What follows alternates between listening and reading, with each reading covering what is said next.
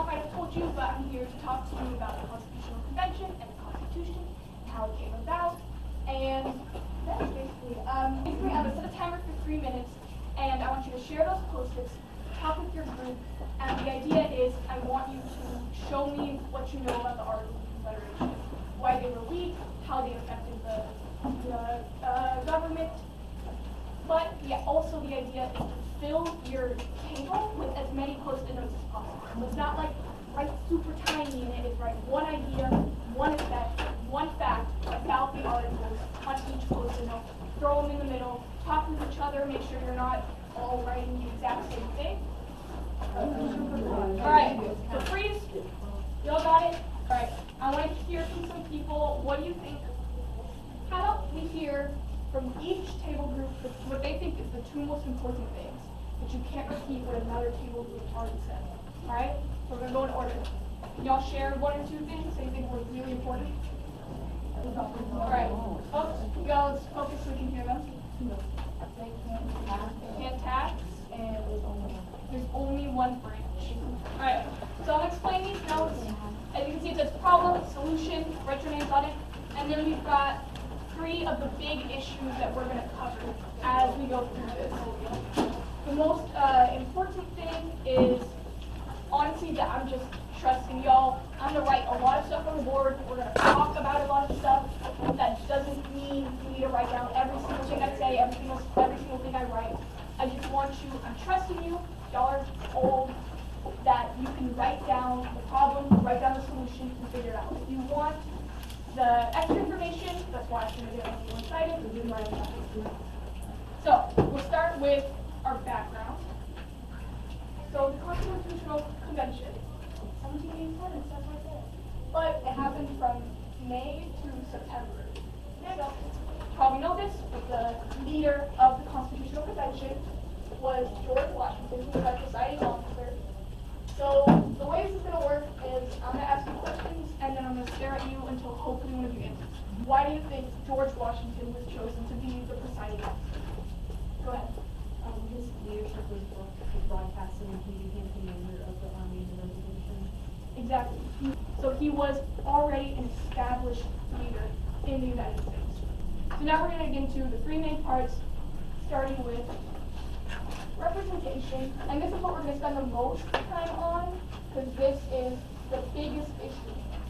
And, you know, why was it the biggest issue? Because this is what's going to be our founding document. This is what the entire country is going to be based on. So there were the 2 plans. There were the Virginia plan, to try and solve this issue, and the New Jersey plan. And the most important probably is proportional representation. So this means that the number of people in those bicameral legislatures, in the legislature, is proportional to the amount of people in the state. I mean, big states get more, smaller states get less. So why would a plan like this posed by a big state like Virginia? Why would a big state want something like this? What's that? More representation, more people living there, more representation. And more representation is important because right now we're a loose jumble of states. So every single state wants their best interest in mind. Alright, I'm going to have y'all stand up in a second and we're going to do a little something. We have, imagine that we're going to make like a line, an agreed, disagreed line. So if you feel that the Virginia plan is the best plan ever that anyone ever come up with, then you would stand all the way on this side. On the side of the line. And if you think New Jersey plan, number 1, why aren't we all like New Jersey? New Jersey has the greatest plan of the government ever. They're going to stand here. I imagine most of you are somewhere in between, so that's where you're going to stand. So, I'm going to have y'all stand up. Virginia pen over here. Stand up. 3, 2, 1. Okay, we're going to start in the middle. So, I'm in the middle because I believe New Jersey is a great plan, but the Virginia plan also has some local benefits. Let's hear from someone from Virginia. Hear from you? I said it mostly because of the proportional representation. I just don't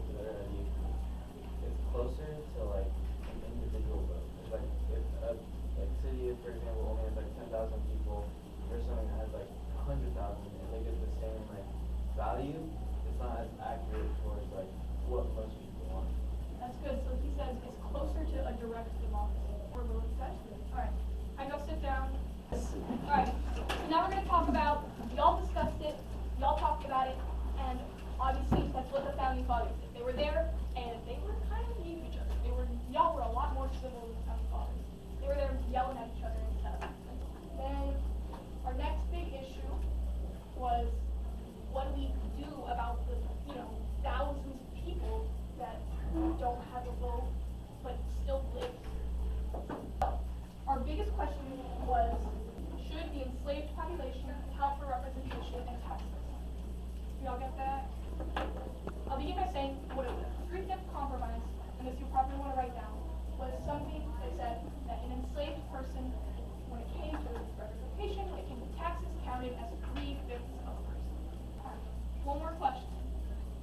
How does this, actually I'm going to have you turn to the person sitting next to you, and the three y'all point to each other. How does this help preserve the Union? And so, how? Talk, I'm going to give y'all a letter.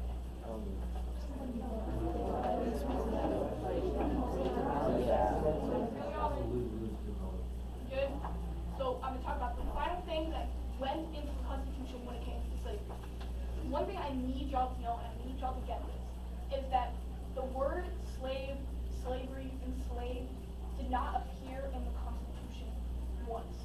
This was such a hot issue, one that would eventually divide our nation into civil war, that they didn't even want to talk about it.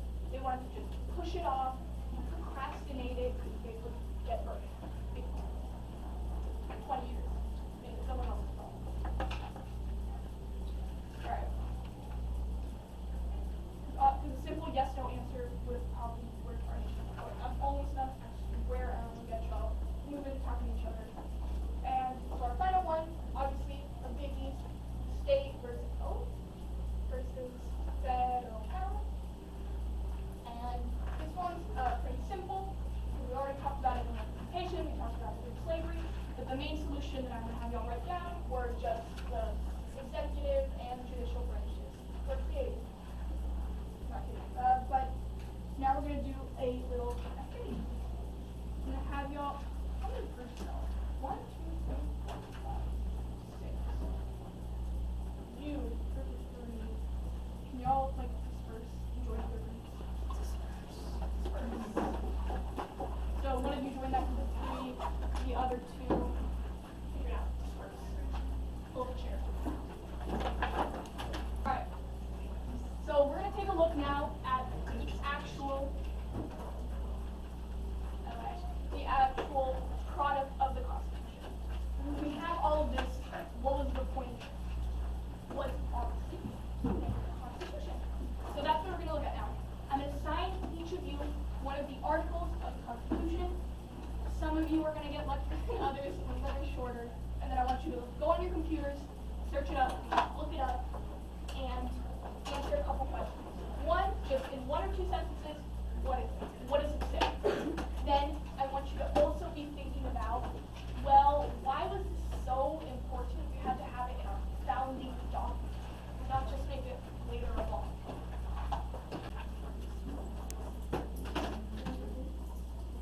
Alright, what's on Article 3?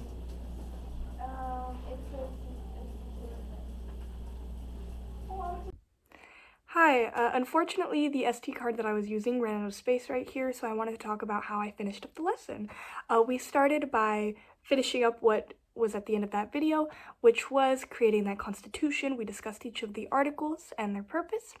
Next, we went through and each group worked together to answer the essential question as the final assessment. We shared the answer that they came up with, and then finally we concluded with just this short, funny little video that summarized what happened at the Constitutional Convention. Thank you.